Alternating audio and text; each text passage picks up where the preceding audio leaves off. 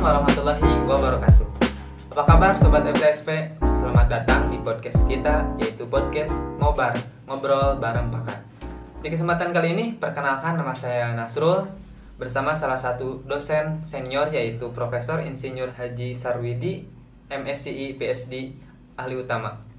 Beliau melanjutkan studi master dan doktornya di salah satu universitas di New York, yaitu di RPI. Itu di RPI ya Pak, New York, Amerika Serikat. RPI di Rensselaer Polytechnic Institute di Troy, New York, di Amerika Serikat, ya betul. Salah satu yang menjadikan Profesor Sarwidi ini terkenal yaitu dengan prestasinya dengan nama Barataga. Mungkin Bapak bisa menjelaskan bagaimana latar belakang terbentuknya Barataga ini. Ya, jadi betul. Jadi itu Barataga itu sebetulnya kan diadopsi dari bangunan-bangunan yang sudah ada di Indonesia, tapi kita perbaiki ya. Jadi kita tidak baru sama sekali, tidak, tapi kita perbaiki di mana yang kurang, di mana yang bisa kita optimalkan, kan begitu. Jadi awalnya itu ya memang kita kesadaran kita rendah, walaupun di di wilayah yang rawan gempa yang hampir setiap tahun, bahkan setahun beberapa kali terjadi goncangan gempa dan menimbulkan bencana, dan yang parahnya itu karena bencana disebutkan rumah yang rubuh. Tapi dilihat di masyarakat itu masih belum ada mindset bahwa membangun membangun itu adalah tahan gempa. Jadi tahan gempa itu seolah-olah suatu yang lain. Yang dibangun dia itu sebetulnya yang dianggap standar itu yang tidak tahan gempa. Itulah nanti mindset itu yang perlu dirubah ya gitu ya, sehingga nanti semua bangunan harusnya bangunan Barataga, tapi sementara ini ya karena dianggap Barataga itu adalah salah satu jenis bangunan tahan gempa ya, seharusnya nanti itu bangunan itu ya tahan gempa semua gitu standarnya untuk di wilayah yang tahan gempa. Sementara ini masih ya asing yang sebetulnya itu standar gitu Mas. Nah ini jadi ada ceritanya itu nanti ya. Ada ceritanya.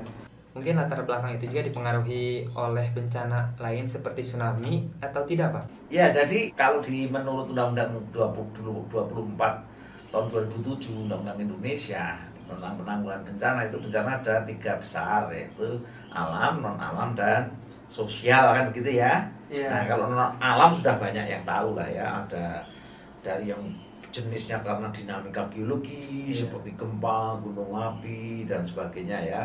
So, ada yang karena klimatologi, ada yang banjir, ada yang angin ribut dan sebagainya. Ada yang campuran misalnya longsor, itu yang alam ya. Terus nanti ada yang non alam. Kalau sekarang sudah banyak yang tahu, sebelumnya belum, yaitu namanya COVID ya, 19, terus antraks dan sebagainya, suatu pandemi itu ya. Itu non alam. Termasuk bencana misalnya adalah perang nuklir ini ya, nuklir nanti kalau terjadi nuklir itu adalah non alam, karena itu bukan alam tapi dia ada campur tangan non alamnya manusia. Itu ada sosial, itu misalnya adalah dari alam dan dari bencana non alam tadi, bisa jadi ada karena konflik sosial ke masyarakat, karena masyarakat yang berkumpul seperti itu. Jadi kegempaan ini bagian daripada bencana yang besar tadi, yaitu bencana alam. Tapi karena di Indonesia itu menonjol sekali untuk kegempaan itu ya.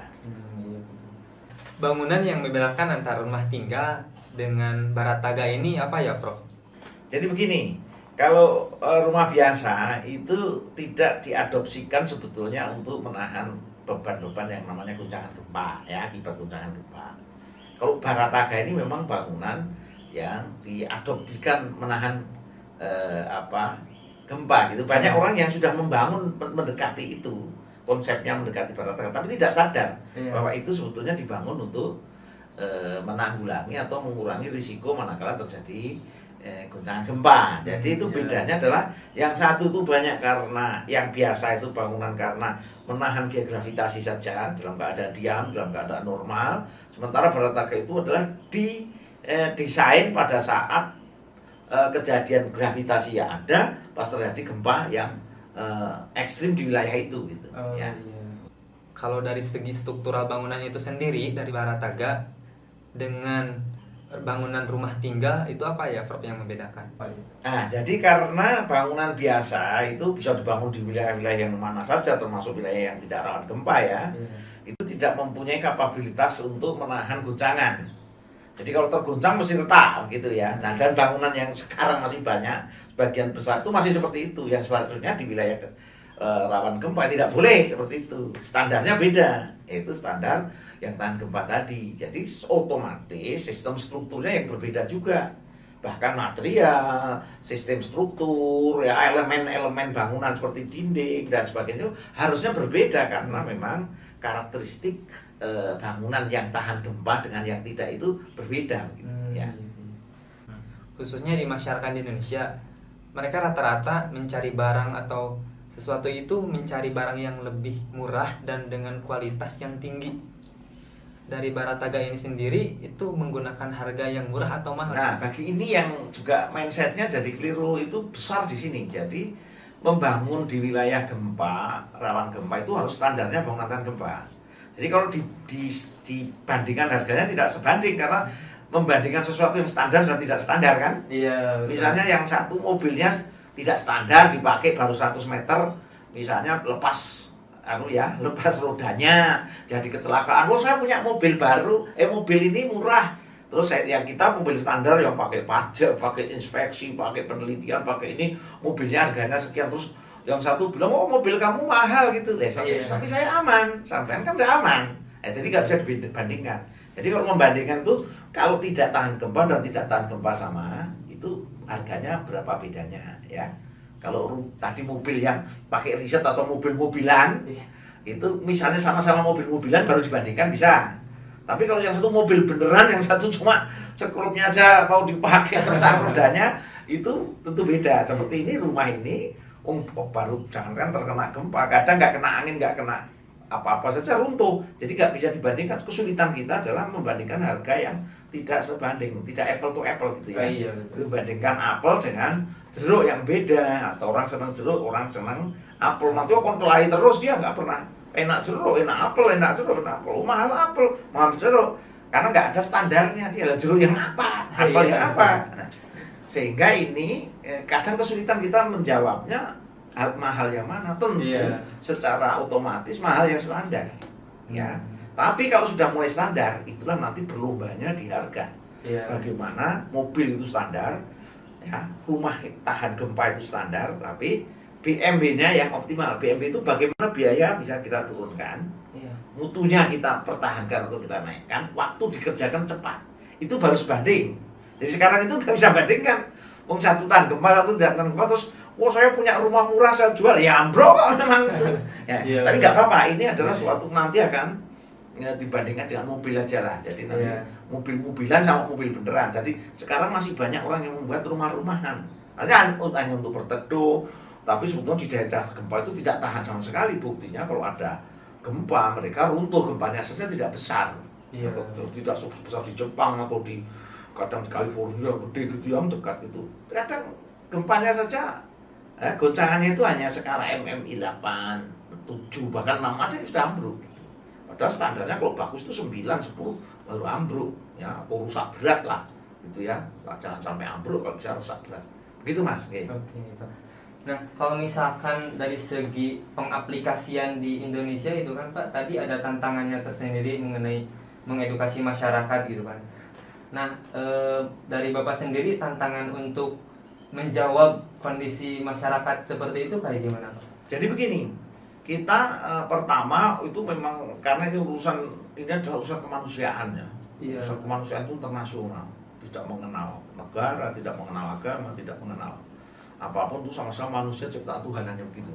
Dan itu gempa juga tidak bukan makhluk hidup yang bisa mikir kayak kita, enggak. Ya, artinya kalau gempa, tolong rumahku nggak kuat, tapi jangan diruntuhkan ya. Ya aku nggak tahu bahwa kamu manusia, saya kan cuma perintah Tuhan, saya suruh buat getaran karena saya harus melepaskan energi daripada bumi meletus, ya sudah saya lemparkan. Kalau yang ambruk, tapi saya nggak bisa membedakan kayu kamu kaya atau miskin, itu nggak tahu lah. Itu manusia urusan. Nah, seperti itu. Sehingga manusia yang pintar itulah yang harus menyesuaikan, mengadaptasi bahwa di suatu wilayah yang rawan gempa ya seperti itu. Jadi kalau membuat mobil yang jalannya itu yang sulit, ya mesti harus kekuatannya besar ya. Ada Panther, ada Pajero, ada Fortuner. Berbeda dengan yang kita buat yang kecil-kecil, itu Z seperti ya Karimun, itu tentu nggak bisa. Jadi berbeda ini ya. Perbandingannya beda. Apalagi terus kita buat mobil-mobilan terus kita ngumumkan, itu mobil mahal itu, saya murah ini, bisa naik nggak? Aku nggak berani, aku aja naikin nggak berani. Iya betul. Jadi itu perbandingan yang itu salah kaprah, tapi nanti kita harus betulkan. Jadi yang pertama adalah seperti itu, sehingga apa adalah yang paling mudah sekarang dengan menggunakan media sosial, media massa. Ini loh lihat, ini bangunan ini kok ambruk, ini tidak ambruk. Iya. Saya membangun bangunan di Bantul dulu, dan teman-teman termasuk teman-teman Jepang ya, dengan saya membangun dengan para mandor. Alhamdulillah ratusan rumah itu satu pun tidak ambruk walaupun sekitarnya ambruk. Artinya Tuhan mengabulkan bahwa orang yang berusaha itu ya dapat hasil gitu. Orang yang nekat rumahnya reot, yang rumahnya nggak tahan gempa ya ambruk beneran gitu. Artinya ya Tuhan itu adil gitu loh. Jadi yang mau bekerja beneran, yang mau minta tolong lahir batin lah ya, doa dan usaha ya jalan. Kalau cuma hanya doa saja, usaha saja ya nggak jalan begitulah. Kita dua-duanya selain berdoa mencari bagaimana formulasi bangunan yang tahan gempa, yang bagus, yang bisa murah, yang bisa cepat, yang bisa baik, yang bisa mudah dimengerti orang, bisa dibuat ya. Itu juga berdoa beneran. Dan itu Barataga bisa dilihat. Itu kita banyak foto-fotonya ya, bisa melihatkan bahwa memang berbeda. Dan di wilayah-wilayah itu bangunan yang dibuat sembarangan itu rentan ambruk. Bangunan yang tahan gempa memang tahan. Artinya Tuhan itu adil lah ya. Kalau bangunan Barataga ini sendiri sudah diterapkan di tingkat lokal atau belum, Prof? Dan dengar-dengar Barataga ini sudah diterapkan sampai ke luar negeri. Jadi begini, kalau kita itu sebetulnya Barataga ini kan kita adopsi bangunan yang ada di Indonesia, tembokan ya, terus kita perbaiki sistemnya, terus kita beri nama. Terus setiap ada perkembangan misalnya teknologi bahan atau ketemu dengan sistem struktur yang baru atau sistem sambungan yang baru, kita beri tipe yang baru. Jadi Barataga itu sekarang sudah sampai tipe ke-10 pabrik, tipe pabrikasi ke-10. Ada yang tipe publik yang biasa dipakai, sudah dipakai di peraturan dan sebagainya. Tapi belum ada perhitungannya. Kalau yang sudah seri itu sudah ada perhitungannya.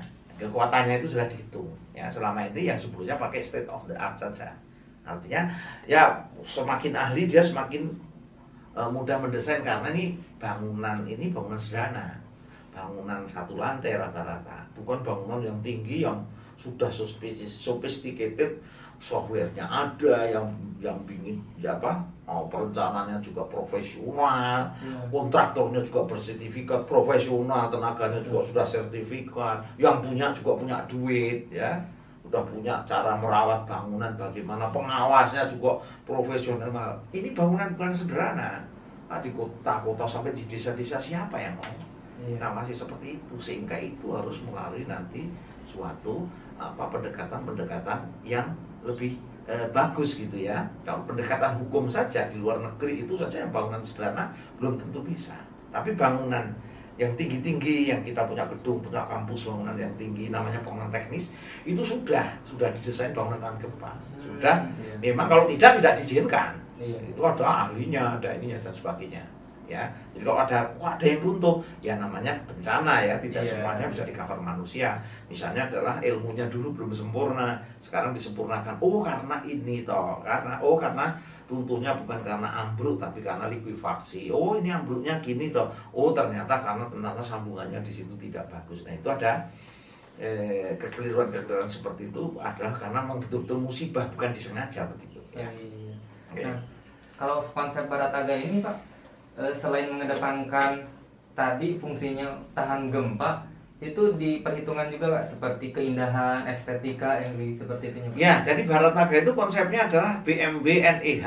Jadi BMW itu biaya mutu waktu. Jadi kalau kita misalnya sama-sama tahan gempa, yuk kita bandingkan harganya.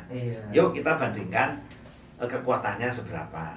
Yuk kita bandingkan dengan waktunya pembuatan seperti apa, baru bandingkan ya. BMB biaya mutu waktu, NIH karena itu dipakai oleh manusia, maka N itu harus nyaman.